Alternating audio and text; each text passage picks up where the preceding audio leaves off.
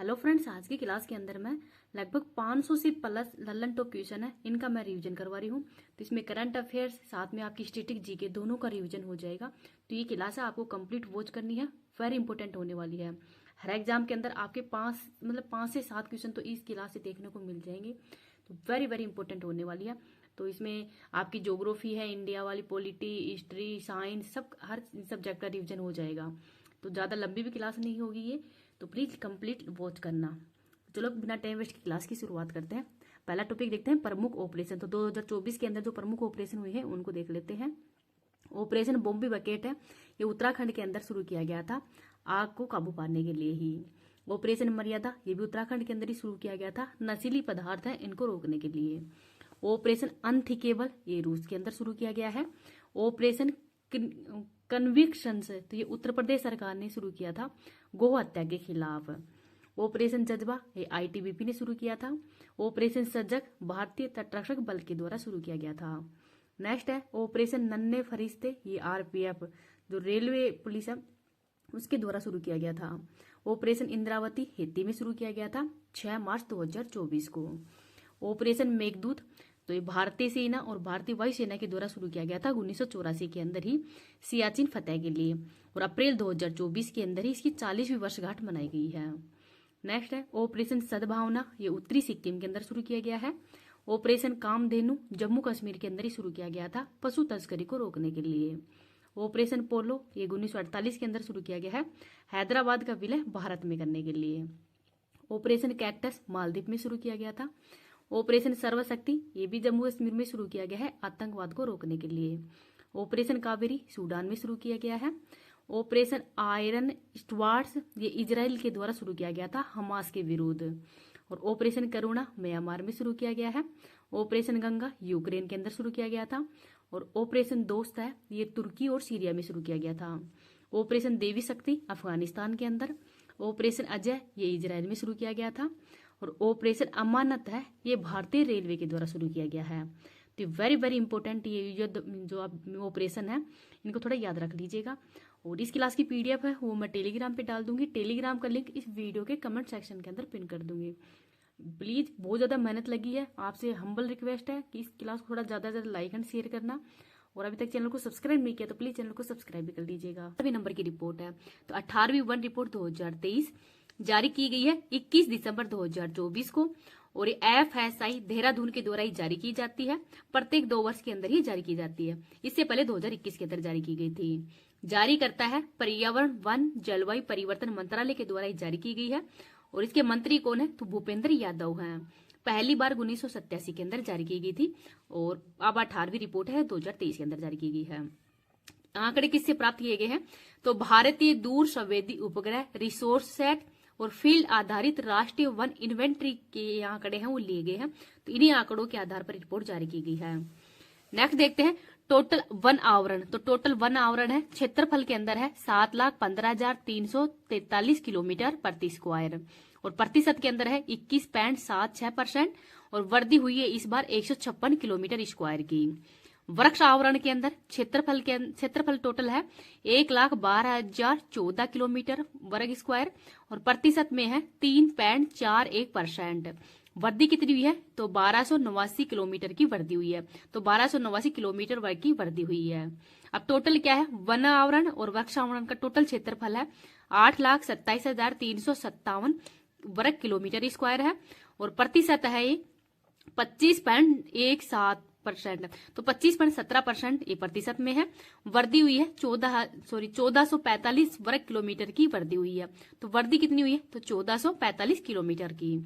2023 के अंदर प्रतिशत था 24, मतलब वन और वृक्षारोहण दोनों का प्रतिशत था, 2021 नहीं है ये 2021 है, 23 वाला नहीं है। 2021 में 24.62% था और वृद्धि हुई थी 2261 किलोमीटर स्क्वायर की। और इस बार हुई है 1445 किलोमीटर स्क्वायर की। तो ये 2021 वाले आंकड़े हैं और ये वाले हैं 2023 वाले आंकड़े। तो इनको भी थोड़ा याद रखें। इस बार अब ये प्रतिशत वृद्धि है ये थोड़ा याद रख लेना। एक तो ये आंकड़े ये थोड़ी इंपॉर्टेंट है। तो इस बार है 25.17 और वृद्धि हुई है 1445। क्षेत्रफल के अंदर सर्वाधिक वन और वृक्षारोपण के अंदर ही पहले स्थान पर मध्य प्रदेश है, सेकंड स्थान पर अरुणाचल प्रदेश, थर्ड स्थान पर महाराष्ट्र। ये अगर आप याद करो तो कर लो, नहीं ये इंपॉर्टेंट है।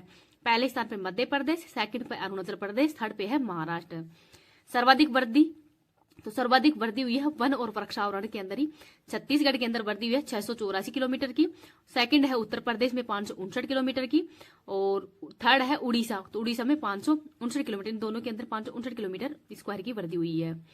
प्रतिशत के अंदर पहले स्थान पर लक्षद्वीप, लक्षद्वीप के अंदर 91.33% पर वन और वृक्षारोपण है। सेकंड स्थान पर है मिजोरम, यहाँ पर 85.34% वन और वृक्षारोपण है, और थर्ड स्थान पर है अंडमान निकोबार, यहाँ पर 81.62% है। तो पहले स्थान पर लक्षद्वीप है, लक्षद्वीप यूटी के अंदर है, और राज्य में पूछा जाए तो मिजोरम है, तो इनको भी याद रख लीजिएगा। वन आवरण, वो वन आवरण और वृक्षावरण दोनों के अंदर था। आप देखते हैं कि वन आवरण के अंदर ही क्षेत्रफल में पहले स्थान पर मध्य प्रदेश है, सेकंड पे अरुणाचल प्रदेश है, थर्ड पे है छत्तीसगढ़, और वर्दी के अंदर मतलब वन आवरण के अंदर ही वर्दी के अंदर पहले स्थान पर मिजोरम है, सेकंड पे है गुजरात, थर्ड स्थान पर है उड़ीसा।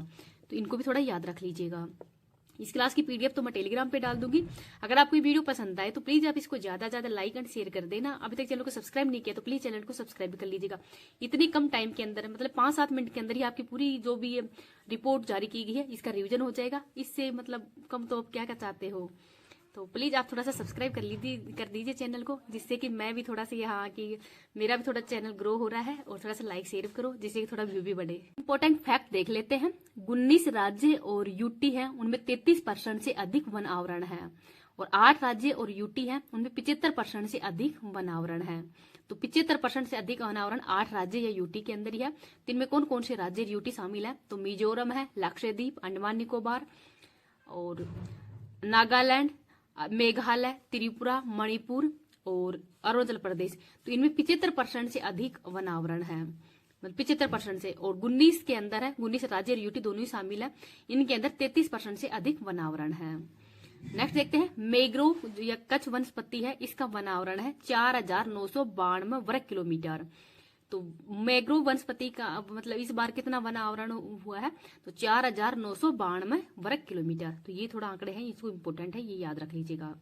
बांस का क्षेत्रफल है, ये अनुमानित किया गया था 1,54,670 किलोमीटर, और 2021 की तुलना में इस बार वृद्धि हुई है 5,227 वर्ग किलोमीटर की वृद्धि हुई है। तो इस बार कितनी वृद्धि हुई है, तो 5,227 वर्ग किलोमीटर की वृद्धि हुई है।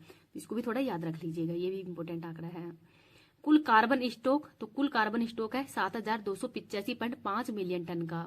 इस बार वृद्धि हुई है 81.5 मिलियन टन का इस बार वृद्धि हुई है, और 2030 तक लक्ष्य रखा गया है 2.5 से 30 बिलियन टन का लक्ष्य रखा गया है।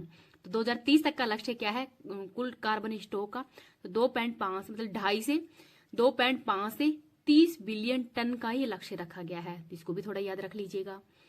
अब जो इम्पोर्टेंट आंकड़े थे या फैक्ट थे उनको मैंने करवा दिए हैं। अन्य कोई फैक्ट के अंदर अगर किसी में गलती दिखे या और भी कोई शामिल हो तो आप कमेंट सेक्शन के अंदर बता देना, मैं मेरी गलती भी सुधार लूंगी। कोई पता नहीं है किसी भी मतलब डेटा वगैरह के अंदर कोई गलती भी हो सकती है, तो आप थोड़ा ध्यान से पढ़ना क्लास को, और कोई मिस्टेक दिखे तो आप कमेंट सेक्शन के अंदर बता देना। 20वें गवर्नर कौन बने हैं, तो इनका नाम है संजय मल्होत्रा। तो संजय मल्होत्रा बने 26वें नंबर के। भारत के नए सीएजी कौन है, तो इनका नाम है संजय मूर्ति। वर्तमान में भारतीय स्टेट बैंक के नए अध्यक्ष कौन बने हैं, तो चल्ला श्रीनिवासलू शेट्टी है, ये एसबीआई के नए अध्यक्ष बने हैं। नेक्स्ट है, भारत की सुप्रीम कोर्ट के 51वें मुख्य न्यायाधीश कौन बने हैं, तो इनका नाम है संजीव खन्ना। और इससे पहले 50वें मुख्य न्यायाधीश कौन थे, तो वो थे डीवाई चंद्रचूड़, और 51वें नंबर के हैं संजीव खन्ना। तो इनका नाम वेरी इंपॉर्टेंट है, इनको थोड़ा याद रख लीजिएगा। आगे देखते हैं, नवंबर 2024 के अंदर ही इंडियन ऑयल के नए अध्यक्ष किसको बनाया गया था, तो अरविंदर सिंह साहनी को। रेलवे सुरक्षा बल सेवा आरपीएफ जो एफएस है, इसके नए महानिर्देशक किसको बनाया गया है, तो मनोज यादव को। नासा के नए हेड कौन है, तो जेरेड इशाक मैन है, ये नासा के नए हेड बने हैं। और नासा का मतलब नासा है, ये यूएसए की अंतरिक्ष एजेंसी है। आगे है, भारत के वायुसेना अध्यक्ष कौन बने हैं, तो अमरप्रीत सिंह। तो अमरप्रीत सिंह है, ये वर्तमान में वायुसेना के हेड है। नौसेना हेड है दिनेश कुमार त्रिपाठी, और थल सेना हेड है उपेंद्र द्विवेदी। इन तीनों का थोड़ा नाम है, याद रख लीजिएगा। नेक्स्ट देखते हैं, भारत के केंद्रीय जांच ब्यूरो सीबीआई का नया प्रमुख परवीन सूद को बनाया गया है। एसबीआई का प्रबंध निर्देशक किसको बनाया गया है? तो राम मोहन राव को। तो राम मोहन राव है ये एसबीआई का नया प्रबंध निर्देशक बने हैं। आइसलैंड की सबसे युवा महिला प्रधानमंत्री कौन बनी है? तो क्रिस्टून फ्रास्टाडोरिन। तो ये तो मतलब दिसंबर 2023 के अंदर इनकी नियुक्ति हुई है। तो दिसंबर तक की मैंने ये जो नियुक्ति है वो रिविजन करवा रही हूँ। तो आइसलैंड की सबसे युवा प्रधानमंत्री कौन बनी है? तो क्रिस्टून फ्रास्टाडोरिन है ये बनी है। मैक्सिको की राष्ट्रपति कौन है? तो क्लाउडिया शिनबाम है ये मैक्सिको की राष्ट्रपति है। यूजीएनए महासभा, तो यूएन महासभा है उसके 79 में 70 के अध्यक्ष कौन बने हैं? तो फिलेमॉन यांग, और ये कैमरून देश के रहने वाले हैं। ऐसा ही क्वेश्चन जब 78वां 70 हुआ था तो उसके अध्यक्ष का मतलब देश का नाम पूछा था ये आरएसपी के 2023 वाले में। तो अब 2025 के अंदर ये एग्जाम होने वाला है, इसके लिए ये जो नाम हो वेरी इंपॉर्टेंट, इसको थोड़ा याद रख लीजिएगा, और आपके जो भी अन्य एग्जाम है उनके लिए भी इंपॉर्टेंट है। आगे देखते हैं यूएन के अंदर ही भारत का स्थायी प्रतिनिधि कौन है? तो पर्वत नैनी हरीश है। भूटान के प्रधानमंत्री तो शेरिंग टोबैगो है ये भूटान के नए प्रधानमंत्री बने हैं। फ्रांस का नया प्रधानमंत्री तो फ्रेकोइस बायरू है ये फ्रांस के नए प्रधानमंत्री बने हैं। नामीबिया की पहली महिला राष्ट्रपति नेटुम्बो नंदी नतेत्वा है ये नामीबिया की पहली महिला राष्ट्रपति बनी है, और नामीबिया है ये अफ्रीका महाद्वीप के अंदर स्थित देश है। आगे है राष्ट्रीय मानव अधिकार आयोग का अध्यक्ष किसको बनाया गया है? तो वी राम सुब्रमण्यम है। तो वी राम सुब्रमण्यम है, इनको हाल ही में राष्ट्रीय मानव अधिकार आयोग है इसका अध्यक्ष बनाया गया है। और राष्ट्रीय मानव अधिकार आयोग है ये एक वैधानिक आयोग है, इसके संविधान के अंदर इसका कोई उल्लेख नहीं है। इस क्लास की पीडीएफ है वो मैं टेलीग्राम पे डाल दूंगी, टेलीग्राम का लिंक इस वीडियो के कमेंट सेक्शन के अंदर पिन कर दूंगी। अगर आपको वीडियो पसंद आए तो प्लीज आप इसको ज्यादा से ज्यादा लाइक एंड शेयर कर देना। अभी तक चैनल पे नए हो, चैनल को सब्सक्राइब नहीं किया तो प्लीज चैनल को सब्सक्राइब कर लीजिएगा। उत्तराखंड हाईकोर्ट की पहली महिला मुख्य न्यायाधीश कौन बनी है? तो इनका नाम है रितु बहरी। भारत के नए लोकपाल अजय माणिक राव है ये भारत के नए लोकपाल नियुक्त किए गए हैं। हंगरी के नए राष्ट्रपति तमस सुलियोक बने हैं। भारतीय पैरालंपिक समिति के नए अध्यक्ष देवेंद्र झांझड़िया बने हैं, और ये राजस्थान के रहने वाले हैं, और इनका खेल है भाला फेंक। एनसीएससी के अध्यक्ष किशोर मकवाना बने हैं। आयरलैंड के सबसे युवा प्रधानमंत्री साइमन हैरिस बने हैं। प्रसार भारती के नए अध्यक्ष है नवनीत सहगल। तो नवनीत सहगल है ये प्रसार भारती के नए अध्यक्ष बने हैं। बांग्लादेश की अंतरिम सरकार के प्रमुख मोहम्मद यूनुस हैं। थाईलैंड के प्रधानमंत्री पेतागतास सीनावात्रा है ये थाईलैंड के प्रधानमंत्री बने हैं। संयुक्त राष्ट्र में भारत का स्थायी प्रतिनिधि ये पर्वत नैनी हरीश है। आईसीसी के नए अध्यक्ष जयशाह बने हैं। ईरान सरकार द्वारा ही पहली बार नियुक्त हुई महिला सरकारी प्रवक्ता कौन है? तो इनका नाम है फतेह में मोहजेरानी। तो फतेह में मोहजेरानी है। फिक्की के नए हेड है हर्षवर्धन अग्रवाल। भारतीय तटरक्षक बल आईसीजी के 26वें महानिर्देशक कौन बने हैं? तो परमेश शिवमणि बने हैं। डब्ल्यूटीओ के अंदर ही भारत के राजदूत और स्थायी प्रतिनिधि कौन है? तो लेथिल पांडियन है। और डब्ल्यूटीओ की वर्तमान में हेड कौन है? तो इनका नाम है नागोजी ओंकाजे-इवेला जो कि नाइजीरिया की रहने वाली है। भारतीय सेना की पहली महिला सूबेदार प्रीति रंजक बनी है, मध्य प्रदेश की रहने वाली है। भारत की खुफिया एजेंसी के वर्तमान प्रमुख कौन है? तो तपन कुमार डेका है। यूपीएससी की नई हेड कौन है? तो प्रीति सूदन है। भारतीय पुरुष क्रिकेट टीम का नया कोच मोरने मोरकेल है। तो मोरने मोरकेल बने हैं। एशियाई ओलंपिक परिषद के अध्यक्ष बनने वाले पहले भारतीय कौन है? तो इनका नाम है राजा रणदीप सिंह। राष्ट्रीय महिला आयोग के वर्तमान में हेड कौन है? तो इनका नाम है विजया रहाटकर।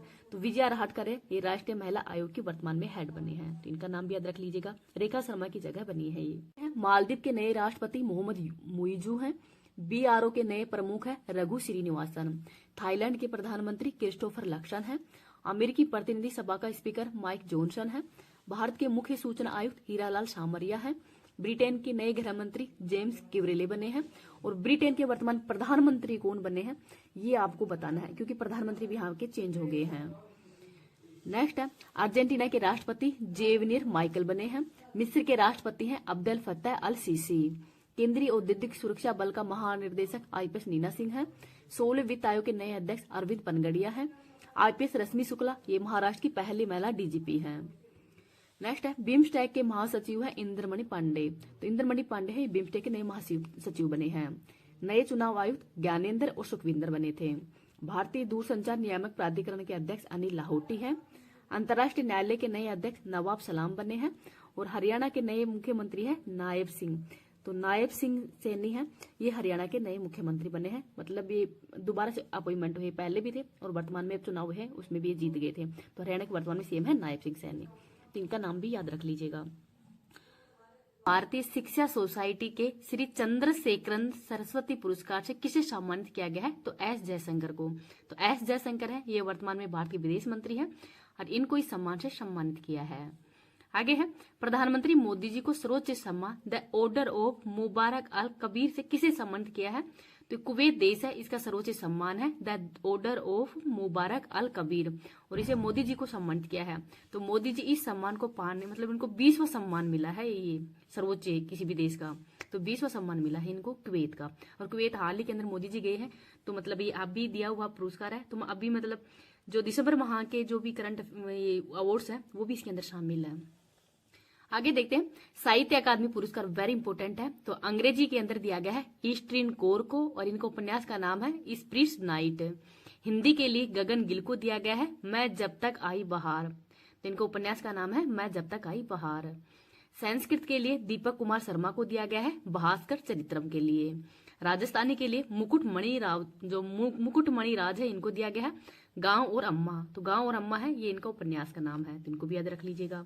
इस क्लास की पीडीएफ मैं टेलीग्राम पे डाल दूंगी, टेलीग्राम का लिंक इस वीडियो के कमेंट सेक्शन के अंदर पिन कर दूंगी। अगर आपकी वीडियो पसंद आए तो प्लीज आप इसको ज्यादा ज्यादा लाइक एंड शेयर कर देना। अभी तक चैनल को सब्सक्राइब नहीं किया तो प्लीज चैनल को सब्सक्राइब भी कर लीजिएगा। नेक्स्ट देखते हैं, भूटान के शाही सम्मान दासों से किसे सम्मानित किया गया है? तो अरुण कपूर को। तो अरुण कपूर है, ये एक शिक्षाविद है और इनको भूटान का शाही सम्मान दिया गया है। FIFA best men's player of the year पुरस्कार से किसको सम्मानित किया गया है? तो विनीसियस जूनियर को। तो विनीसियस जूनियर को सम्मानित किया है। आगे देखते हैं, 34वां व्यास सम्मान 2024 ये सूर्य बाला को दिया गया है। और कौन देश को वासी, तो उनका उपन्यास का नाम क्या है? तो कौन देश को वासी के लिए ही सूर्य बाला को व्यास सम्मान दिया गया है 34वें नंबर का। आगे है, गृह मंत्री अमित शाह ने किस राज्य की पुलिस को प्रेसिडेंट कलर से सम्मानित किया है? तो छत्तीसगढ़ पुलिस को।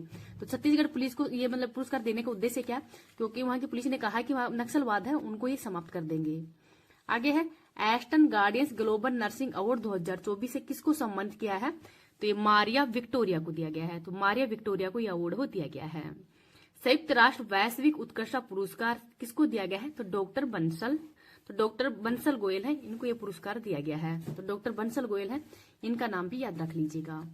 आगे देखते हैं, फिल्म फेयर ओटीटी अवार्ड 2024 के अंदर ही बेस्ट एक्टर्स का अवार्ड है, ये करीना कपूर को दिया गया है और बेस्ट एक्टर का अवार्ड है ये दिलजीत को दिया गया है। तो दिलजीत दोसाई है, इनको दिया गया है बेस्ट एक्टर का अवार्ड। आगे देखते हैं, यूनेस्को विश्व स्वतंत्रता पुरस्कार 2024 फिलिस्तीन पत्रकार को दिया है। किस भारतीय को वर्ष 2024 का ही champion of the Earth award दिया गया है? तो माधव गोडगिल को। तो पुरस्कार दिया गया है माधव गोडगिल को। आगे देखते हैं, WHO द्वारा नेल्सन मंडेला पुरस्कार 2024 किसको दिया गया है? तो नीम हंस। तो नीम हंस संस्था है, इसको दिया गया है, इनको भी याद रख लीजिएगा। आगे है, 2024 में किस मलयालम कवि को ही 33वां सरस्वती सम्मान दिया गया है? तो प्रभा वर्मा को। एबल पुरस्कार 2024 मिशेल टेलग्रेड को दिया गया है और ये गणित के क्षेत्र में दिया जाता है। आगे है, भूटान का सर्वोच्च नागरिक सम्मान द ऑर्डर ऑफ डुक ग्याल्पो प्राप्त करने वाले पहले विदेशी प्रमुख कौन है? तो प्रधानमंत्री मोदी जी हैं। और सूरीनाम का सर्वोच्च सम्मान येलो स्टार किसको दिया गया है? तो राष्ट्रपति द्रौपदी मुर्मू जी को। आगे है, 71वीं मिस वर्ल्ड 2024 के किताब विजेता क्रिस्टीना प्लिस्कोवा है और ये चेक गणराज्य की रहने वाली है। संगीत कला निधि पुरस्कार 2024 TS कृष्णा को दिया गया है। KPP नामबियर पुरस्कार 2024 ये S सोमनाथ को दिया गया है और इनकी बुक का नाम है शेर जिसने चांदनी पी ली। 58वां ज्ञानपीठ पुरस्कार जगत गुरु रामभद्राचार्य और गुलजार को दिया गया है। नेक्स्ट देखते हैं, रोमेन रोलेड पुरस्कार जो पुस्तक पुरस्कार से किसको सम्मानित किया गया है? तो पंकज कुमार चटर्जी को। Dada Saheb Phalke international film festival award 2024 के अंदर ही सर्वश्रेष्ठ अभिनेता का पुरस्कार है, ये शाहरुख खान को दिया गया है। अपशिष्ट जल प्रबंधन के लिए ही जल योद्धा पुरस्कार 2024 नोएडा प्राधिकरण और जेवर एयरपोर्ट को दिया गया है। आगे देखते हैं, 5वें राष्ट्रीय युवा संसद महोत्सव 2024 के अंदर ही प्रथम पुरस्कार है वो यतीन भास्कर को दिया है। किनको दिया गया है? तो यतीन भास्कर को। चंद्रयान 3 मिशन में ही उल्लेखनीय उपलब्धियों के लिए ही Aviation Week Laureates award 2024 ISRO को दिया है। भारत रत्न अवार्ड 2024 तो 5 व्यक्तियों को दिया है। MS स्वामीनाथन, चौधरी चरण सिंह, PB नरसिम्हा राव, कर्पूरी ठाकुर और लाल कृष्ण आडवाणी को। आगे है असम के सर्वोच्च नागरिक सम्मान असम वैभव सम्मान से किसे सम्मानित किया है? तो जस्टिस रंजन गोगोई को।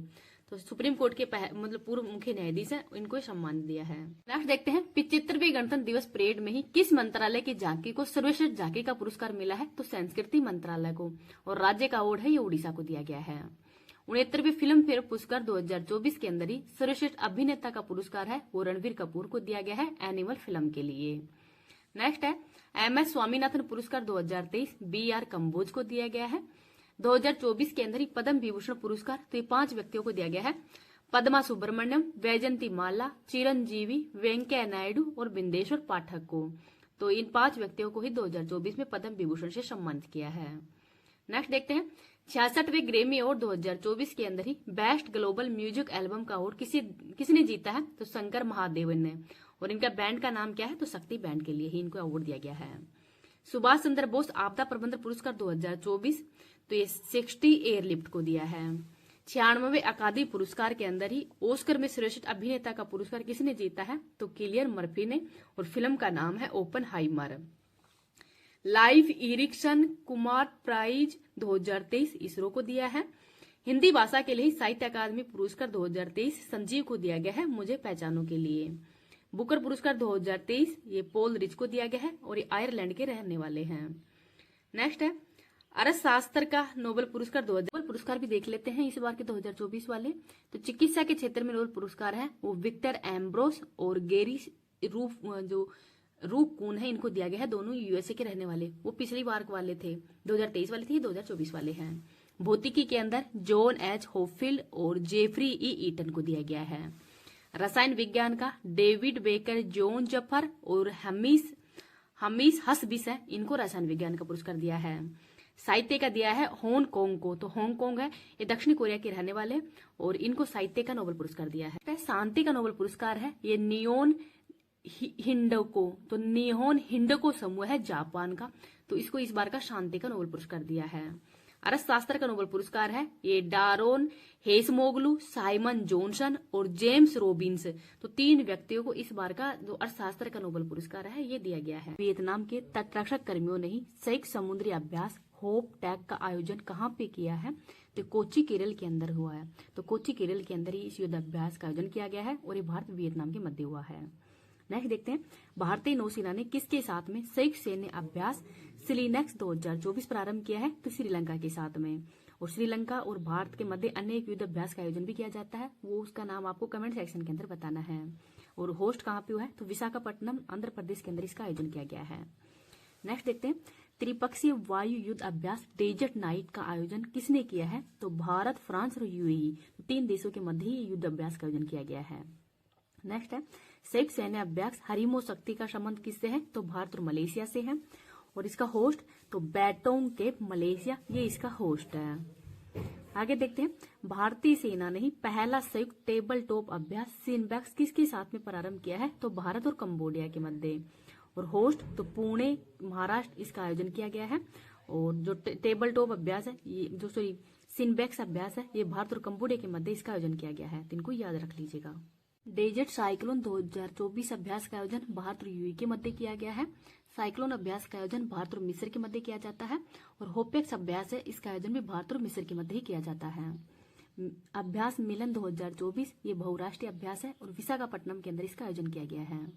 अभ्यास सहयोग काइजिन भारत जापान, तो भारत और जापान के मध्य ही सहयोग काइजिन अभ्यास का आयोजन किया गया है। और कहाँ पे किया गया है? तो चेन्नई के अंदर। नेक्स्ट है नौसैनिक अभ्यास अयुत्या का आयोजन भारत और थाईलैंड के मध्य। और एकता अभ्यास का आयोजन भारत और मालदीव के मध्य किया जाता है। स्टीड फास्ट डिफेंडर 2024 अभ्यास, तो ये नाटो का अभ्यास है, सबसे बड़ा अभ्यास है। त्रिपक्षीय अभ्यास दोस्ती, तो 3 देशों के मध्य किया जाता है, ये भारत, श्रीलंका और मालदीव के मध्य। नेक्स्ट है संयुक्त अभ्यास धर्म गोर्जियन, तो ये भारत और जापान के मध्य किया जाता है।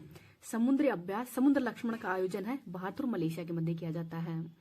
संयुक्त सैन्य अभ्यास लामित्य 2024 का आयोजन भारत और सेशल्स के मध्य किया जाता है।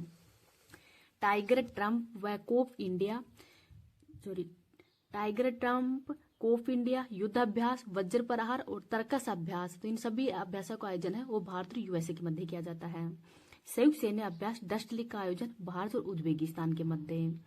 अंतरिक्ष युद्ध अभ्यास मिशन विक्टस हेज, तो अंतरिक्ष युद्ध अभ्यास मिशन विक्टस हेज का आयोजन है ये यूएसए के अंदर किया गया है। शक्ति 2024 वरुण, गरुड़ और फ्रिंजेक्स अभ्यास का आयोजन भारत और फ्रांस के मध्य किया जाता है। संयुक्त आतंकवाद विरोधी अभ्यास का आयोजन तो ये भारत और यूएसए के मध्य है। तरंग शक्ति अभ्यास का आयोजन ये भारतीय वायुसेना का अभ्यास है और राजस्थान और तमिलनाडु के अंदर ही इसका आयोजन किया गया है। नोमडिक एलिफेंट अभ्यास तो ये भारत और मंगोलिया के मध्य आयोजित किया गया है। पर्वत प्रहार अभ्यास तो लद्दाख के अंदर इसका आयोजन किया गया है और सेना का अभ्यास है। सिम्बैक्स अग्नि वॉरियर, तो सिम्बैक्स और अग्नि वॉरियर अभ्यास है, इनका आयोजन भारत और सिंगापुर के मध्य किया गया है। उदार शक्ति अभ्यास 2024 भारत और मलेशिया के मध्य किया गया है। मित्र शक्ति और स्लीनेक्स अभ्यास का आयोजन भारत और श्रीलंका के मध्य किया जाता है। विषाणु रोधी अभ्यास ये राजस्थान के अंदर हुआ है। ईस्टर्न ब्रिज 7 अलनगा और नसीम अल बहार अभ्यास है ये भारत और ओमान के मध्य किया जाता है। तो इन तीनों अभ्यासों को अच्छे से याद रख लेना क्योंकि ये एग्जाम क्वेश्चन है वो एग्जाम में बहुत बार रिपीट हो रहे हैं। काजिंद अभ्यास 2024 भारत और कजाकिस्तान के मध्य। मालाबार अभ्यास 2024 4 देशों के मध्य किया जाता है, भारत, जापान, ऑस्ट्रेलिया और यूएसए के मध्य। और इस बार इसका आयोजन है विशाखापट्टनम आंध्र प्रदेश में किया गया है। सागर कवच अभ्यास ये भारतीय तटरक्षक बलों के द्वारा इस अभ्यास का आयोजन किया जाता है। गरुड़ शक्ति अभ्यास भारत और इंडोनेशिया के मध्य। विनबैक्स अभ्यास का आयोजन भारत और वियतनाम के मध्य। अंतरिक्ष अभ्यास 2024 भारत के अंदर किया गया है नई दिल्ली में। और श्रीरक्ष अभ्यास 2024 एक कोच्चि केरल में हुआ है और सिम्बैक्स अभ्यास का आयोजन है वो भारत और कंबोडिया के मध्य हुआ। देखते हैं 18वीं लोकसभा चुनाव हुए हैं 2024 के अंदर, तो इनको देखते हैं कि लोकसभा का उल्लेख है ये अनुच्छेद नंबर 81 के अंदर किया गया है। निम्न सदन है। पहली बैठक 13 मई 1952 को हुई थी। पहले स्पीकर थे गणेश वासुदेव मावलकर। 17वीं जो लोकसभा है वो भंग हो गई थी और भंग ये राष्ट्रपति के द्वारा अनुच्छेद नंबर 85 के तहत किया जाता है। 552 सीटों पर ये चुनाव होने थे और वर्तमान में 543 जो सीट है उन पे चुनाव होते हैं। टोटल सीटें 552। 104वें संविधान संशोधन के तहत ही 2 जो एंग्लो इंडियंस हैं इनकी सीटों को समाप्त कर दिया गया है। लोकसभा का कार्यकाल 5 वर्ष होता है और आपातकाल के लिए मतलब आपातकाल लगा तो उस समय एक बार मतलब 1 वर्ष के लिए बढ़ाया गया था इनको। 553 सीटों के लिए चुनाव हुए हैं। एक सीट पर निर्विरोध, तो जो सूरत सीट थी उस पर मुकेश दलाल है वो निर्विरोध ही जीत गए थे। तो टोटल 542 सीटों पर ही चुनाव हुए हैं। बहुमत कितना चाहिए तो 272 का बहुमत चाहिए था। चुनाव की तिथि है ये 19 अप्रैल से 1 जून 2024 तक की थी। 7 चरणों के अंदर चुनाव हुए हैं 44 दिनों तक। मतगणना है वो 4 जून 2024 को हुई थी। 18वीं लोकसभा सरकार कब बनी थी तो ये 9 जून 2014 को। पहली बार 2019 के अंदर ही 23 मई को नतीजे और 30 मई को शपथ ली गई थी और शपथ है इसका उल्लेख अनुसूची नंबर 3 के अंदर किया गया है। प्रधानमंत्री का उल्लेख अनुच्छेद नंबर 74(1) के अंदर किया गया है।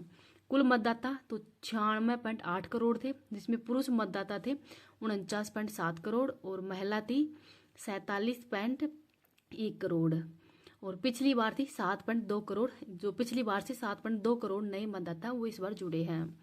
मतदान में भागीदारी तो ये 64.2 करोड़ जो व्यक्ति हैं इन्होंने भागीदारी की है और सबसे ज्यादा महिलाओं ने इसमें भागीदारी की है। तो महिलाओं का प्रतिशत वो इसमें सबसे ज्यादा है 65.79। ये पिछली बार से कम है। कारण क्या है तो भीषण गर्मी के कारण ही वोट हैं वो कम पड़े हैं और इस बार जो महिला है इनकी भागीदारी सबसे ज्यादा है। हाल ही के अंदर नतीजे भी जारी किए गए हैं तो उसमें महिलाओं का प्रतिशत वो 65.78 है और जबकि पुरुषों का 65 कुछ मतलब पुरुषों का कम है, महिलाओं की भागीदारी इसमें ज्यादा है। मैक्सिमम वोट है ये लक्षद्वीप में पड़े हैं, लक्षद्वीप और असम के अंदर।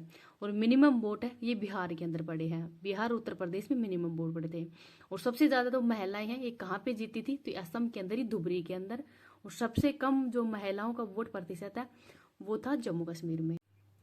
तो टोटल 65.79 में मेल है 65.80, फीमेल है 65.78। तो इंडिया अलायंस है वो जीता है और एनडीए है ये जीता है नेशनल डेमोक्रेटिक अलायंस। तो इसमें बीजेपी पार्टी इसको 240 सीटें मिली हैं और इंडिया के अंदर कांग्रेस शामिल है। सर्वाधिक सीटें बीजेपी ने जीते हैं, फिर कांग्रेस ने, फिर समाजवादी, फिर तृणमूल कांग्रेस ने। महत्वपूर्ण सीटें देखते हैं। अमेठी से स्मृति ईरानी हार गई है, किशोरी लाल विजेता है। मंडी से कंगना रनौत है, ये जीती है। वाराणसी से मोदी जी, गांधीनगर से अमित शाह, तिरुवनंतपुरम से शशि थरूर, रायबरेली और वायनाड से राहुल गांधी जीते थे, लेकिन वायनाड की तरफ उपचुनाव है जिसमें प्रियंका गांधी जीत गई है। अयोध्या से अवधेश, बहरामपुर पश्चिम बंगाल से यूसुफ पठान, नगीना उत्तर प्रदेश से चंद्रशेखर राव, मेरठ से अरुण गोविल, मैनपुरी से डिम्पल यादव, चूरू से राहुल कस्बा, लखनऊ से राजनाथ सिंह, विदिशा से शिवराज सिंह, गुना से ज्योतिरादित्य सिंधिया, इंदौर से शंकर लाल अडवाणी। तो शंकर लाल अडवाणी है, ये 11.75 लाख वोटों से जीते हैं और नोटों का भी सबसे ज्यादा प्रयोग है, ये इंदौर के अंदर हुआ है। साइंस का रिवीजन देखते हैं। जीव विज्ञान शब्द का प्रयोग सबसे पहले लेमार्क और ट्रिबिनास के द्वारा किया गया था। आधुनिक वर्गीकरण के पिता केलोनस लीनियस कहलाते हैं। किसने जीवधारियों की पंचजगत वर्गीकरण दिया है? तो व्हिटकर के द्वारा। तो ये पंचजगत कौन कौन से हैं? मोनेरा है, प्रोटिस्टा है, कवक, पादप और जंतु। मधुमक्खी पालन का अध्ययन एपिकल्चर कहलाता है। रेशम कीट पालन का अध्ययन सेरिकल्चर कहलाता है। कवकों का अध्ययन माइकोलॉजी कहलाता है। शैवालों का अध्ययन फाइकोलॉजी कहलाता है। पक्षियों का अध्ययन ऑर्निथोलॉजी कहलाता है। और कीटों का अध्ययन है ये एंटोमोलॉजी कहलाता है। कवकों को कोशिका भित्ति का निर्माण ये काइटिन के अंदर होता है। पादप कोशिका भित्ति का निर्माण सेलुलोज के अंदर होता है। कोशिका द्रव और केंद्रक द्रव मिश्रित रूप से क्या कहलाते हैं? तो जीव द्रव। जीवित कोशिका की खोज सबसे पहले ल्यू वेन होक के द्वारा की गई है। कोशिका का अध्ययन साइटोलॉजी कहलाता है। कोशिका सिद्धांत का प्रतिपादन है वो स्लाइडिन और स्वान के द्वारा किया गया था। सबसे छोटी कोशिका माइकोप्लाज्मा जीवाणु की है। सबसे लंबी कोशिका है वो न्यूरॉन की है। सबसे बड़ी कोशिका है शुतुरमुर्ग के अंडे की। कोशिका झिल्ली अर्धपारगम्य है, तो पादप और जंतु दोनों के अंदर ही। तारक काय का कार्य क्या है? तो कोशिका विभाजन करना। प्रोटीन की फैक्ट्री राइबोसोम को कहते हैं और ये सबसे छोटा कोशिकांग है। अल्टमान, तो जो माइटोकॉन्ड्रिया है इसकी खोज अल्टमान के द्वारा की गई है, जो कि पावर हाउस भी कहलाता है। आत्मघाती थैली लाइसोसोम कहलाता है। प्रकाश संश्लेषण क्रिया है वो कहाँ पे संपन्न होती है? तो पर्णहरित, और इसमें धातु कौन सी पाई जाती है? तो मैग्नीशियम। टमाटर का लाल रंग है वो किसके कारण होता है? तो लाइकोपिन के कारण। डीएनए नाइट्रोजनिक क्षारक है, तो डीएनए के अंदर कौन कौन से नाइट्रोजन क्षारक पाए जाते हैं? तो एडेनिन, ग्वानिन, साइटोसिन और थाइमिन। तो 4 ये जो नाइट्रोजन क्षारक है वो डीएनए के अंदर पाए जाते हैं। डीएनए द्विकंडलित मॉडल का प्रतिपादन किसने किया है? तो वॉटसन एंड क्रिक के द्वारा ही, और 1962 के अंदर इसके लिए इनको नोबेल पुरस्कार भी दिया गया था। आरएनए में थाइमिन के स्थान पर कौन सा नाइट्रोजन क्षारक पाया जाता है? तो यूरोसिल। केंद्र की खोज रॉबर्ट ब्राउन ने की है। समसूत्री विभाजन एक जनन कोशिका कितनी संतति कोशिका को निर्माण करती है? तो 2 का। अर्धसूत्री विभाजन के अंदर ही एक कोशिका कितनी कोशिका को निर्माण करती है? तो 4 का। आनुवांशिकता के जनक कौन है? तो ग्रेगर जॉन मेडल है। मनुष्य के अंदर कितनी कायिक गुणसूत्र पाए जाते हैं? तो 46। वायु प्रदूषण किसका संकेतन है? तो लाइकेन का। और लाइकेन किसका सहजीवन है? तो ये कवक और शैवाल का सहजीवन है। जीवाणु विज्ञान के पिता ल्यू वेन होक है। और रेबीज टीके की खोज किसने की है? तो लुईस पाश्चर के द्वारा। और रेप्टो वायरस के कारण रेबीज जो है होता है। वायुमंडलीय नाइट्रोजन स्थिरीकरण राइबोजियम जीवाणु के कारण होता है। प्रकाश संश्लेषण जिसमें ऑक्सीजन का उत्सर्जन होता है और CO2 का अवशोषण होता है। पौधों की वायु का निर्धारण किससे किया जाता है? तो पौधों की जो वायु का निर्धारण की विधि है ये डेंड्रोक्रोनोलॉजी कहलाती है। जाइलम, तो जल है वो जड़ से पौधों के ऊर्ध्वाधर जो भाग है वहां तक पहुंचाने का कार्य करता है। फ्लोएम है वो खाद्य पदार्थ है, वो पत्तियों से पादप तक पहुंचाने का कार्य करता है। तो ये तो पत्तियों से पादप तक पहुंचाने का कार्य करता है खाद्य पदार्थ, और जल है वो जाइलम का कार्य है। वृद्धि रोधक हार्मोन कौन सा है? तो एबीजीसक है। फलों को पकाने के लिए कौन सा हार्मोन यूज किया जाता है? तो एथिलीन। सबसे छोटा पुष्प, तो ये उल्खीनिया है, ये सबसे छोटा पुष्प है। सबसे बड़ा पुष्प है रेफ्लेसिया, तो रेफ्लेसिया सबसे बड़ा पुष्प है। रक्त का पीएच मान 7.4, तो 7.4 है ये रक्त का पीएच मान है। प्लाज्मा फाइब्रोजन प्रोटीन निकालने पर शेष क्या बचता है? तो सीरम बचता है। आरबीसी का कब्रिस्तान पलिया को कहते हैं। एनीमिया रोग, तो रक्त की कमी से एनीमिया रोग तो होता है। ल्यूकोसाइड किसे कहते हैं? तो WBC को। डेंगू के कारण ही रक्त कोशिकाएं प्रभावित होती हैं, तो प्लेटलेट्स प्रभावित होती हैं। रक्त का थक्का किस विटामिन के कारण नहीं बन पाता है? तो विटामिन K की कमी के कारण ही। रक्त समूह की खोज किसने की है? तो लैंड स्टीनर के द्वारा। सर्वदाता O- है और सर्वग्राही है AB+। RH फैक्टर की खोज किसने की है? तो ये वीनर एंड लैंड स्टीनर के द्वारा ही RH फैक्टर की खोज की गई थी। अमाशय अम्ल, तो अमाशय के अंदर HCl अम्ल पाया जाता है और इसका कार्य है प्रोटीन का पाचन करना। लाइपेज एंजाइम का कार्य है वसा का पाचन करना। मानव शरीर का सबसे कठोर भाग कौन सा है? तो एनेमल है, जो कि दांत के अंदर होता है। टाइलिन और लाइसोजाइम एंजाइम किस में पाया जाता है? तो लार ग्रंथि के अंदर। मानव शक्ति की सबसे बड़ी ग्रंथि कौन सी है? तो लीवर।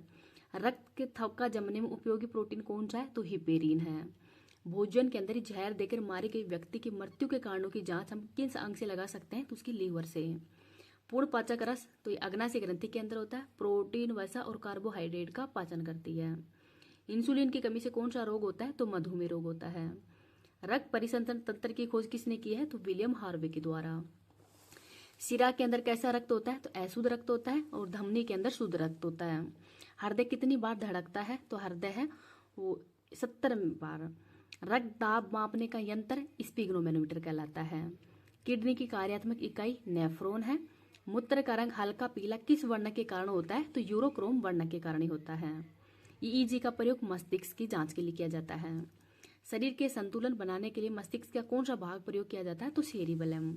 जांघ की हड्डी क्या कहलाती है? फीमर, और ये सबसे लंबी हड्डी है। कान की हड्डी स्टेपिज कहलाती है, और ये सबसे छोटी हड्डी है। अस्थि का जोड़ लिंगामेट कहलाता है। पसलियों की टोटल संख्या कितनी होती है? तो ये होती है 24। दूध निष्कासन हार्मोन कौन सा है? तो ऑक्सीटोसिन है। एडीएच हार्मोन स्त्रावण कहाँ से होता है? तो पीयूष ग्रंथि से।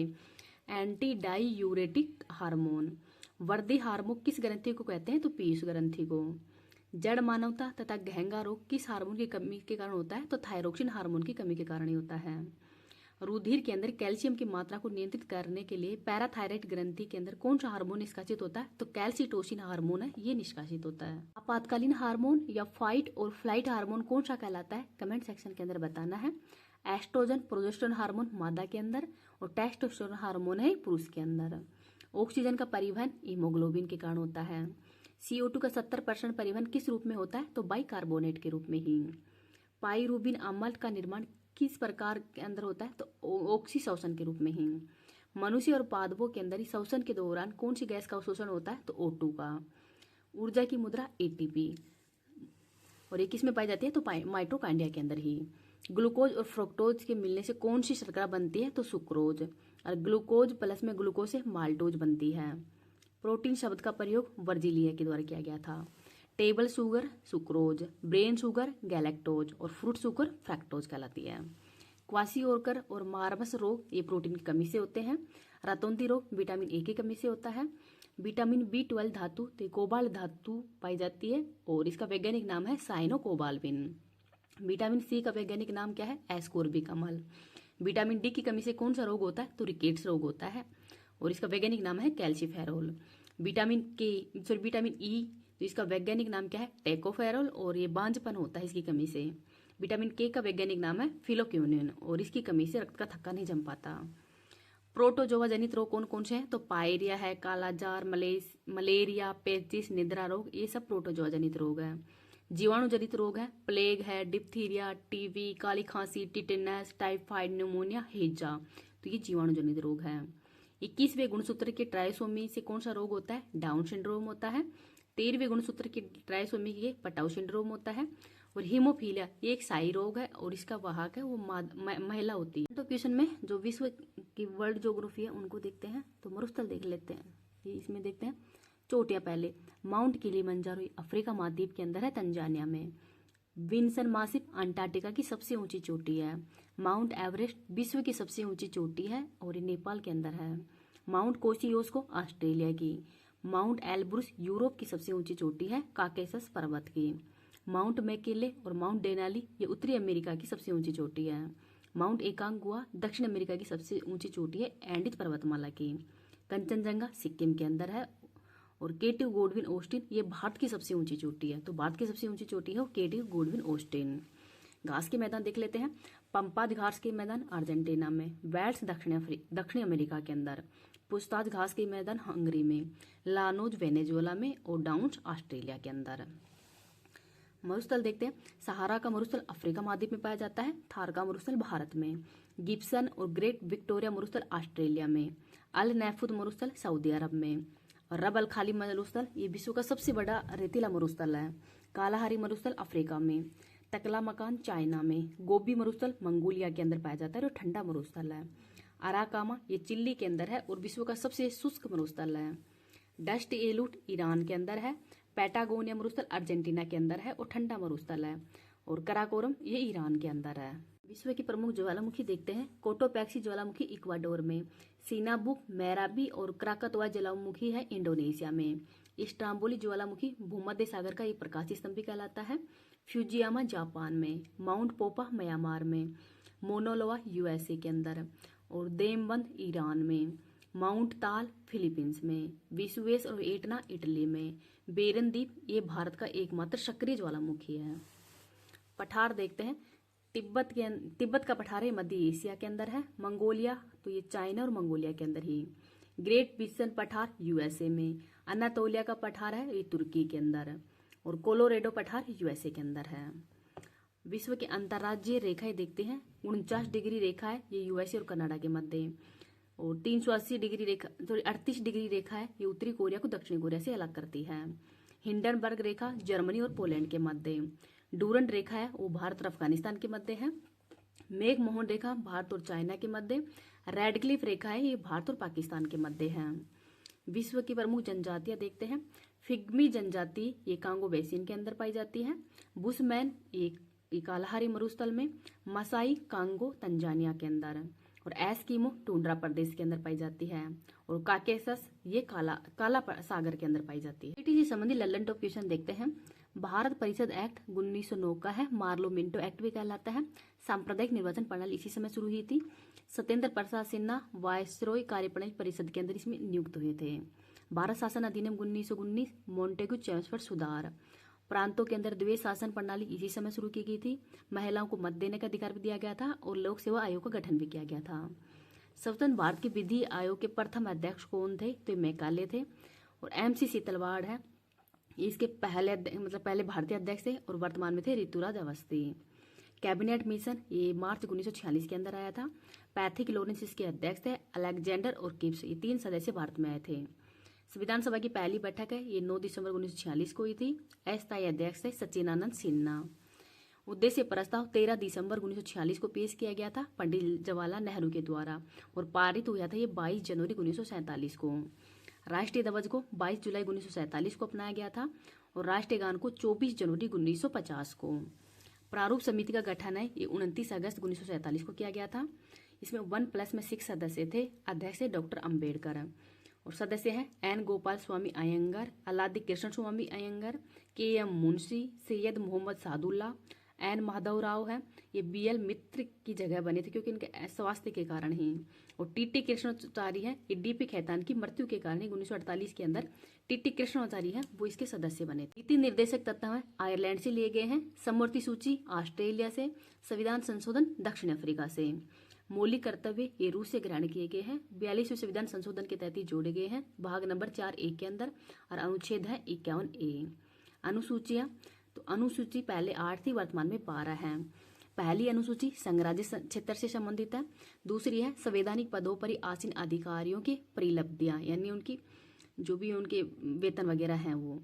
तीसरी अनुसूची है शपथ से उल्लेख है, शपथ का उल्लेख है और इसमें राष्ट्रपति, उपराष्ट्रपति और राज्यपाल के शपथ का उल्लेख है वो नहीं किया गया क्योंकि उनका उल्लेख अनुच्छेदों में किया गया है। चौथी अनुसूची है राज्यसभा में सीटों का आवंटन से संबंधित है। 5वीं है SC/ST क्षेत्रों के प्रशासन से संबंधित है। 6ठी अनुसूची असम, मेघालय, त्रिपुरा और मिजोरम राज्य से संबंधित है। तो इसमें कौन सा राज्य नहीं है? मणिपुर नहीं है, मेघालय और मिजोरम राज्य हैं। 7वीं अनुसूची संघ सूची से संबंधित है। 8वीं अनुसूची भाषा से संबंधित है और वर्तमान में कितनी भाषाएं हैं? 22 भाषाएं हैं। 9वीं ये भू सुधार से संबंधित है। 10वीं है दल बदल से संबंधित। 52वां संविधान संशोधन हुआ है 1985 के अंदर ही। 11वीं पंचायती राज से संबंधित है। 73वें संविधान संशोधन के तहत जोड़ी गई है और इसमें विषय है 29। 12वीं नगर पालिका से संबंधित है।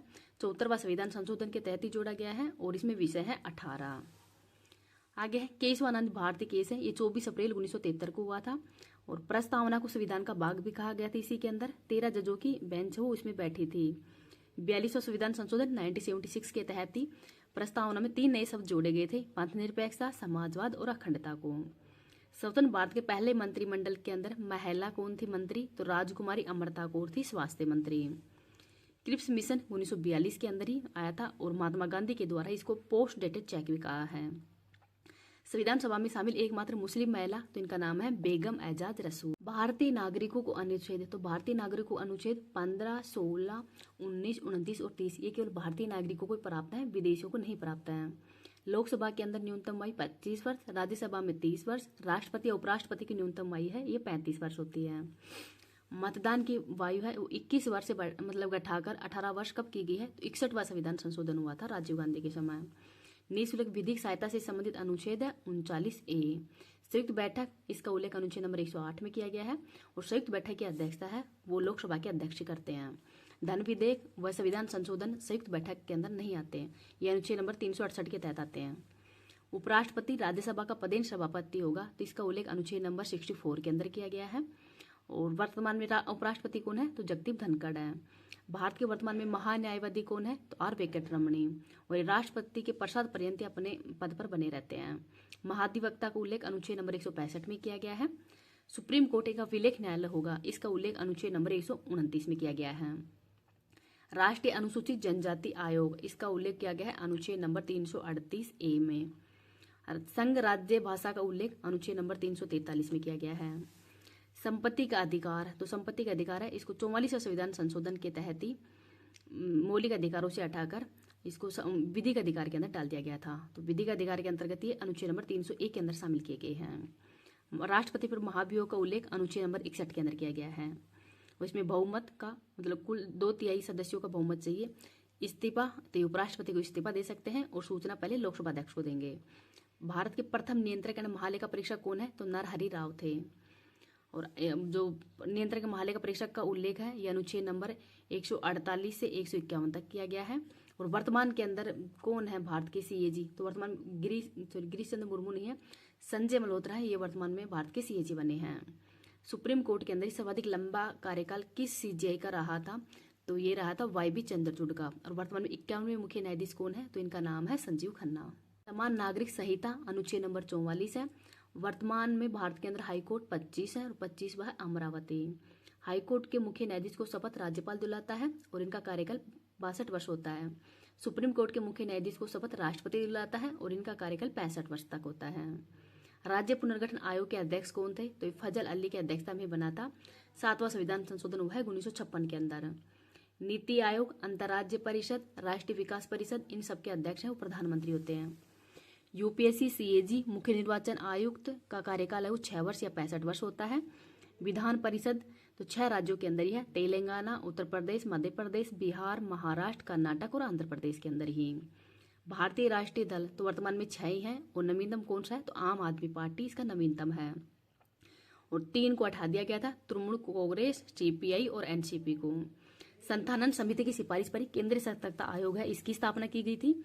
लोकपाल शब्द की रचना है ये लक्ष्मीमल सिंघवी समिति की सिफारिश पर किया गया था। और लोकपाल शब्द है ये सबसे पहले ओम्स हुड स्पेन के अंदर ये सबसे पहले मतलब यूज किया गया था। भारत के पहले लोकपाल कौन थे, तो पीसी घोष थे। राष्ट्रीय महिला आयोग की पहली महिला अध्यक्ष जयंती पटनायक हैं। राष्ट्रीय मानवाधिकार आयोग तो 1993 का एक्ट है, वैधानिक आयोग है। और इसके वर्तमान में हेड कौन है ये आपको कमेंट सेक्शन के अंदर बताना है। लोक लेखा समिति के अंदर टोटल 22 सदस्य होते हैं, लोकसभा से 15 और राज्यसभा से 7 सदस्य हैं। दिल्ली राष्ट्रीय राजधानी क्षेत्र तो इसका दर्जा दिया गया है 69वें संविधान संशोधन के तहत ही। मंत्रिपरिषद का आकार का निर्णय तो 15% ही होगा और 91वें संविधान संशोधन के तहत ही निर्णय लिया गया था। दिल्ली में 10% होगा। राजस्थान में न्यूनतम तो 12 है और अधिकतम है 29+1। राष्ट्रीय आपातकाल है तो इस समय 2 मौलिक अधिकारों प्रभावित नहीं होंगे, अनुच्छेद नंबर 20 और 21। ईडब्ल्यूएस को आरक्षण तो इससे संबंधित संविधान संशोधन है 103वां। 21वां संविधान संशोधन के तहत ही सिंधी भाषा को जोड़ा गया था। 71वें संविधान संशोधन के तहत ही नेपाली, मणिपुरी और कोंकणी को जोड़ा गया है। 92वें संविधान संशोधन के तहत ही बोडो, डोंगरी, संथाली और मैथिली को जोड़ा गया है। सुप्रीम कोर्ट के द्वारा ही 99वां संविधान संशोधन है, इसको असंवैधानिक भी करार कर दिया गया था। इससे संबंधित लल्लन टॉप क्वेश्चन देखते हैं। सिंधु घाटी की सभ्यता का विस्तार है ये उत्तर में मांडा से, दक्षिण में देमाबाद, पश्चिम में सुदका कैडोर और पूर्व के अंदर आलमगीरपुर उत्तर प्रदेश तक इसका विस्तार है। हड़प्पा सभ्यता कैसी सभ्यता है, तो कांस्ययुगीन सभ्यता है। जुते हुए खेत के साक्ष्य कालीबंगा से ही मिले हैं और कालीबंगा का अर्थ होता है काले रंग की चूड़ियाँ। इसकी खोज 1951 के अंदर ही अमलानंद घोष के द्वारा की गई है और खुदाई 1961 के अंदर ही बीबी लाल और बीके थापर के द्वारा की गई थी। डॉक यार्ड ये लोथल के अंदर है और खोज 1955 के अंदर ही SR राव के द्वारा की गई थी। हड़प्पा सभ्यता की किस स्थल की खोज हुई है जहां पर डेयरी उत्पादन के साक्ष्य मिले हैं? तो गुजरात के अंदर कोटड़ा स्थान पर। धोलावीरा इसको यूनेस्को के वर्ल्ड हेरिटेज में शामिल कर लिया गया है 40वें स्थल के रूप में। और खोज 1967 के अंदर ही JP जोशी के द्वारा की गई है। और शाक से स्टेडियम और जल संरक्षण की तकनीक है ये धोलावीरा सभ्यता से मिले हैं। ऋग्वेद के अंदर 10 मंडल है। थर्ड मंडल के अंदर गायत्री मंत्र का उल्लेख है। 10वां मंडल है ये पुरुष सूक्त का उल्लेख है। और सूक्त कितने हैं? तो 1028 है। सत्यमेव जयते वाक्यांश का उल्लेख मुंडक उपनिषद के अंदर किया गया है। शिल्प वेद के उपवेद के रचयिता कौन है? तो विश्वकर्मा है। वेदों में गाय को क्या कहा जाता है? अगन्या कहा जाता है। और वेदांग की टोटल संख्या कितनी है? तो 6 है। शिक्षा, छंद, विरक्त, व्याकरण, कल्प और ज्योतिष ये वेदांत की संख्या है। ऋग्वेद के अंदर ही परुषणी, राबी, अश्कन ऋग्वेद के अंदर ही परुषणी है ये रावी नदी को कहा जाता है। अश्कनी चेनाब को कहा जाता है। वितिस्ता झीलम को कहा जाता है। और विपाशा व्यास को कहा जाता है। वेद त्रय के अंदर कौन सा वेद शामिल है? तो ऋग्वेद, सामवेद, यजुर्वेद ये तीनों वेद शामिल है, लेकिन अथर्ववेद है वो वेद त्रय के अंदर शामिल नहीं है। नेक्स्ट है न्याय दर्शन के प्रवर्तक कौन है? तो गौतम है। सांख्य दर्शन के कपिल है। योग के पतंजलि है। धर्म चक्र परिवर्तन की घटना का संबंध महात्मा बुद्ध से है। पहला उपदेश महात्मा बुद्ध ने तो अभिधम चक्र कहलाता है और सारनाथ में दिया था। महापरिनिर्वाण अर्थात उनको मोक्ष की प्राप्ति है वो कुशीनगर के अंदर हुई थी। पहली बौद्ध संगति राजगृह के अंदर हुई थी। शासक थे अजातशत्रु और अध्यक्ष थे महाकश्यप। सेकंड बौद्ध संगति है ये वैशाली के अंदर हुई थी। काल अशोक उस समय शासक थे और अध्यक्ष थे साब कश्मीर। थर्ड बौद्ध संगति पाटलिपुत्र के अंदर हुई है। अशोक के समय हुई थी। मांगलीपुत्र ये इसके अध्यक्ष थे। फोर्थ बौद्ध संगति है ये कुंडलवन जम्मू कश्मीर में हुई थी। कनिष्क के समय हुई थी और अध्यक्ष थे वसुमित्र। तो फोर्थ बौद्ध संगति के अध्यक्ष कौन है? वसुमित्र थे। तो फर्स्ट राजगृह में, सेकंड वैशाली, थर्ड पाटलिपुत्र और फोर्थ हुई थी कुंडलवन जम्मू कश्मीर में। जैन धर्म के अंदर 5 महाव्रत बताए गए हैं। सत्य, अहिंसा, आस्ते, अपरिग्रह और ब्रह्मचार्य। जैन धर्म के फर्स्ट तीर्थंकर ऋषभदेव है। 24वें है महावीर स्वामी। आजीवक संप्रदाय के प्रवर्तक मक्खी पुत्र गोशाल थे। मुद्रा राक्षस पुस्तक के लेखक विशाख दत्त है। कादम्बरी बाण भट्ट की है और हर्षवर्धन की है रत्नावली। इंडिका पुस्तक मैग्नेस्टीज की है। राजतरंगिणी कल्हण की है। और किताबुल हिंद ये अल बरूनी की है। खजाइन ए फिरोज शाही और तुगलकनामा नूर सिपहर ये अमीर खुसरो की है। कुतुब मीनार और हैडाइदीन का झोपड़ा है ये कुतुबीन ऐबक के द्वारा किया गया था, बनाया गया है। मोठ मस्जिद दिल्ली के अंदर है। सिकंदर लोदी ने इसका निर्माण किया था। विशिष्ट अद्वैतवाद रामानुजाचार्य के द्वारा दिया गया है। द्वैतवाद मध्वाचार्य के द्वारा। शुद्ध अद्वैतवाद वल्लभाचार्य के द्वारा। द्वैताद्वैतवाद निम्बारकाचार्य के द्वारा। और अद्वैतवाद है शंकराचार्य का। विठोबा भक्ति नामदेव का है। अचिंत्य भेदाभेद चैतन्य का। ताजमहल आगरा के अंदर है। एतमादुल्ला का मकबरा आगरा में है। मोती मस्जिद दिल्ली में है। बाबरी मस्जिद ये अयोध्या के अंदर है। भारत में सबसे पहले आने वाले और सबसे अंत में जाने वाले यूरोपियन कौन है? तो पुर्तगाली हैं। ब्लू वाटर पॉलिसी और सर्वाधिक बल पुर्तगालियों ने दिया था। प्रिंटिंग प्रेस है, तंबाकू की खेती है, गोथी कला ये भी पुर्तगालियों के द्वारा ही दिया गया था। बक्सर का युद्ध 1764 में हुआ था। प्लासी का युद्ध 1757 में हुआ था। इलाहाबाद की संधि 1765 के अंदर हुई थी। सबसे पहले सहायक संधि तो लॉर्ड वेलेस्ली के द्वारा की गई थी। हैदराबाद का विलय किया गया था। सहायक संधि शुरू किसने की है? तो डुप्ले के द्वारा। अवध के अंदर ही कुशासन के आधार पर ब्रिटिश साम्राज्य का विलय है ये आउटक्रम रिपोर्ट के आधार पर की गई थी। 1857 की क्रांति ये डलहौजी थे उस समय वायसराय। और बेगम हजरत महल तो बेगम हजरत महल ये 1857 क्रांति से संबंधित है। व्यापक नीति डलहौजी ने शुरू की है। बंगाल के पहले गवर्नर क्लाइव थे। बंगाल के पहले गवर्नर जनरल कौन है? तो वॉरेन हेस्टिंग्स थे। भारत के पहले गवर्नर जनरल विलियम बेंटिंग है। सती प्रथा 1829 के अंदर ही राजा राम मोहन राय के द्वारा प्रयासों से ही किया गया था। भारत के पहले वायसराय कैनिंग है। स्थायी बंदोबस्त व्यवस्था कॉर्नवालिस के समय हुई थी। रेतवाड़ी रीड एंड मुनरो के समय। Mahalwari Holt Mackenzie. पहले विधि आयोग का गठन आजादी से पहले मैकाले और आजादी के बाद थे MC सीतलवाड़। समाचार पत्रों का मुक्तिदाता मैडकोफ थे। वर्नाकुलर प्रेस एक्ट लिटन के समय था। ना अपील ना दलील का कानून ये रोलेक्ट एक्ट कहलाता है। वुड डिस्पेज का संबंध किससे? तो ये शिक्षा का मैग्ना कार्टा कहलाता है और डलहौजी के समय आया था 1854 के। जनगणना का प्रारंभ 1872 के अंदर हुआ था, मेयो के समय। 10 के आधार पर जनगणना 1881 के अंदर हुई थी, रिपन के समय। स्थानीय स्वशासन के जनक रिपन है। ओवन मेरिडिथ के नाम से कविताएं कौन लिखते थे? तो लिटन। कांग्रेस की स्थापना डफरिन के समय हुई थी 1885 के अंदर। A.O. होम इसके अध्यक्ष थे। भारतीय पुरातात्विक सर्वेक्षण विभाग। बंगाल विभाजन 1905 के अंदर हुआ था और स्वदेशी आंदोलन हुआ था 7 अगस्त 1905 को ही, और उस समय वॉइसरॉय थे करजन। असहयोग आंदोलन 1920 के अंदर हुआ था और जेम्स फोर्ड उस समय वॉइसरॉय थे। सविनय अवज्ञा आंदोलन 1930 के अंदर हुआ था, इरविन के समय। भारत छोड़ो आंदोलन 1942 के अंदर हुआ था, लिनलिथगो के समय। रेलवे बोर्ड का गठन रॉबर्टसन आयोग के सिफारिश पर की गई थी और रेल बजट और आम बजट का विलय ये विवेक देवरो समिति की सिफारिश पर किया गया है। सूरत अधिवेशन 1907 के अंदर हुआ था। मार्ले मिंटो एक्ट 1909 का है। लखनऊ अधिवेशन 1916 का है और अंबिका चरण मजूमदार हैं, वो इसके हेड थे। होम रूलिंग आंदोलन ये 1916 के अंदर हुआ था। एनी बिसेंट बाल गंगाधर तिलक। तो कांग्रेस की पहली महिला अध्यक्ष कौन थी? तो एनी बिसेंट ही थी। चंपारण सत्याग्रह 1917 के अंदर हुआ था। महात्मा गांधी के द्वारा 3 कटिया प्रथा है उसको समाप्त किया गया था इसमें। रोलेट एक्ट 1919 का है। मोंटेगू चेम्सफोर्ड एक्ट 1919 का ही है। जलियांवाला बाग हत्याकांड ये 13 अप्रैल 1919 का। और इसलिए जांच समिति किस बैठाई गई थी? तो हंटर आयोग बैठाया गया था। असहयोग आंदोलन 1920 का। चोरी चोरा घटना एक गोरखपुर उत्तर प्रदेश के अंदर हुई थी 1922 के अंदर। स्वराज पार्टी का गठन 1930 के अंदर किया गया था। ये क्वेश्चन बहुत बार रिपीट हुआ है तो प्लीज को थोड़ा देख लें ध्यान से। तो स्वराज पार्टी का गठन 1923 के अंदर हुआ था, चित्तरंजन दास और मोतीलाल नेहरू के प्रयासों से ही। बेलगांव अधिवेशन 1924 के अंदर हुआ है। महात्मा गांधी इसकी अध्यक्षता की थी और हाल ही में बेलगांव अधिवेशन मतलब इसके 100 साल पूरे हो गए हैं 2024 के अंदर। कानपुर अधिवेशन इसकी अध्यक्षता 1905 के अंदर ही सरोजिनी नायडू जी के द्वारा की गई थी। काकोरी ट्रेन डकैती 9 अगस्त 1925 को। और साइमन कमीशन ये 1927 के अंदर भारत आया था। नेहरू रिपोर्ट 1928 में। पूर्ण स्वराज की मांग ये 1929 के अंदर ही लाहौर अधिवेशन हुआ था और इसकी अध्यक्षता जवाहरलाल नेहरू ने की थी।